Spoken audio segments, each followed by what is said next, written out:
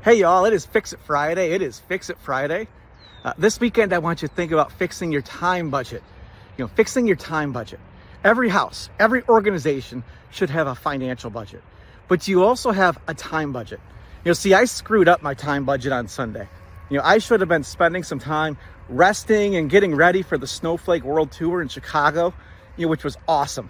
But instead, like my lawn company said, hey, Chris, when we do the fall cleanup, if you trim your own hydrangeas, we'll knock a couple $100 off. So I've got these absolutely beautiful hydrangeas along both sides of my house, and I took the bait. But I was penny wise and pound foolish. Here's what I learned. Number one, I wasted a bunch of energy. I'm not as good at trimming hydrangeas as they are. Number two, I caused a bit of pain. I ended up cutting my fingers and kind of getting really sore.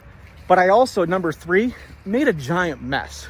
See, I didn't realize how many blooms there really are when you trim them off, and I had to figure out what to do with them. I had to clean up the mess afterward, which took a lot longer than I expected.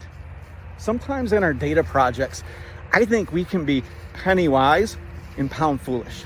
If you're a data leader, look at where your team specializes. Sometimes you just might want to call in an expert. And if you are a data professional, I know you love getting hands-on in keyboard. I know you love writing your own SQL code. Maybe it's time to delegate and train others so that you're not being penny wise and pound foolish with your time. And here's why. When you do, you waste energy. When you do, you might cause a little bit of pain, but then also you make a mess you have to clean up. I've got all these hydrangea blooms, tucked in back by the pond here that at some point next spring, I'm gonna have to do something with. So this weekend, look at where you're spending your time and make sure to spend it on the right things. Don't make the mistake I did. It's not worth being penny wise and pound foolish with your time. Have a great weekend.